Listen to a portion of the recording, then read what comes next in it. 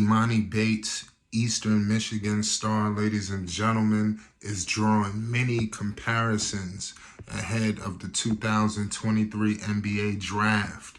And one of those players, notably, is MPJ, Michael Porter Jr.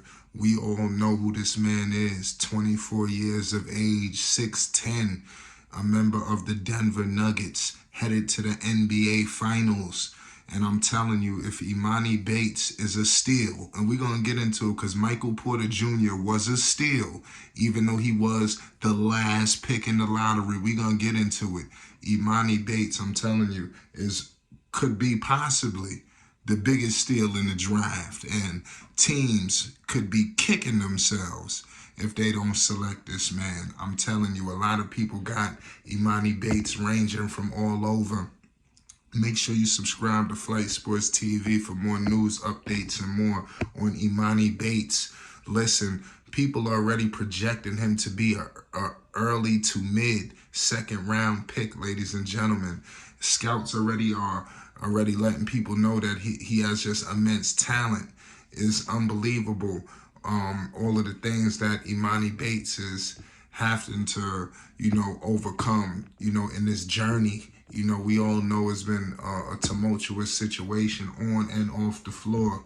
And I believe he has put these, things behind him, in my opinion. And this guy, Emoni, could be a steal for a team like the Lakers. What if, I look at a team like the Hornets with 3 second-round picks. I mean, I don't see how you miss him. You should be able to snatch up Emoni Bates. And I'm telling you, if you look at him, he has the the talent and the body shape to play a style like you see from MPJ. We all know MPJ could put it on the floor. He could stretch the floor. He could do numerous amounts of things. He just put in devastating work, consistent devastating work on the Los Angeles Lakers. MPJ this season averaged 17 points per game, shot 48% from the field, 41% from three, 5 rebounds, 1 assist, damn near half a steal and a half a block. So if Emoni Bates could be anywhere like this, I think a team is going to get a winning player. And we got to understand something about MPJ. He only played 29 minutes this season, averaged, and for a guy like him, you would expect more. If he was on another team, he'd be playing damn near 48 minutes, damn near, close to 40 minutes. So it's definitely a crazy situation. We bring up steals a lot in this draft. Obviously, no more is greater than Mr. Emoni Bates. There's going to be numerous others. Make sure you subscribe because I'm going to be breaking down some steals and some sleepers that people need to understand about what's going on. But it's just a crazy, tumultuous situation, man. When MPJ, obviously the back issues stifled him. He was supposed to have gone earliest to, I believe, Chicago. The Knicks passed on him. A lot of teams just said the hell with Mr. MPJ. And somehow he fell to the Denver Nuggets. People thought this is a major steal. He had to sit out. He wasn't going to be able to just jump right in the fray. So that screwed over some teams. So you have the Knicks taking Kevin Knox, who he's on his way out the league, and it's just, like I said, it's a tumultuous situation. Emoni Bates, like I stated before, MPJ averaging 17 points this season. Emoni Bates at Eastern Michigan, he averaged 19 points per game and averaged 5 rebounds per game. So you clearly see trajectory if this game could transfer. Now, what version are we going to get at the NBA level? And I think that's going to be a question that we pose, when we discuss with you guys next time, but, because we could be getting this 19 points per game, or we could be getting, the Penny Hardaway Bates, so we don't really know. This is a very crazy prospect, for him, because for Mr. Emoni Bates, because he can go to a multitude of different teams. I'm gonna look at the draft order right now. Like I said, I believe the Lakers, is live to get him.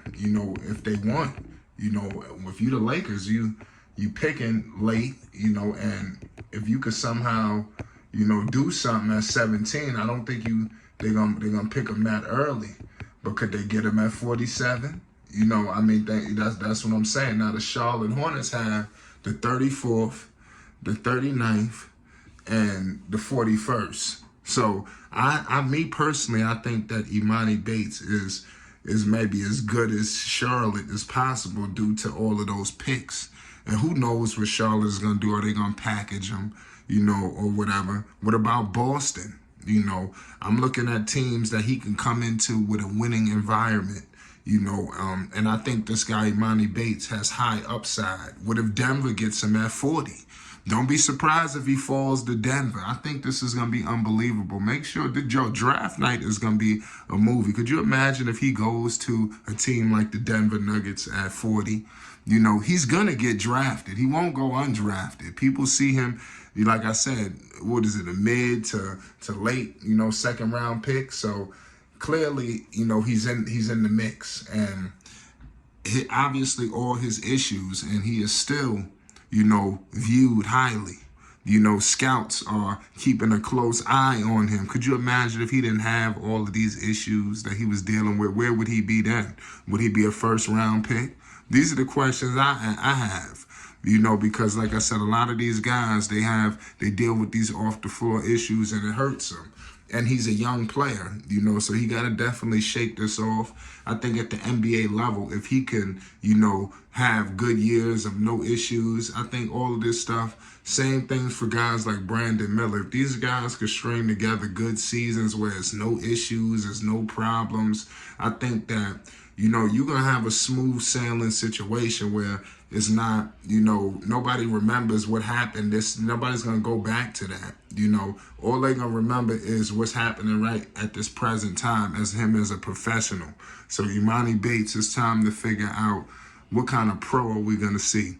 Or is it going to be MPJ, the electrifying man, or is it going to be, just another no name that we never hear about anymore? He just rides off to the sunsets. This draft is going to be electrifying. I think it's going to be one of the most exciting drafts due to you have some winning teams that's in the mix, especially drafting high, teams like Charlotte, teams like Portland, you got teams looking to get back in the mix, obviously teams like Houston. You got the Orlando Magic, Indy, Washington, you got Dallas in there, so it's very intriguing because we don't know, it could be a lot of movement, but we're going to discuss it later. It's Flight Sports TV. You already know what it is.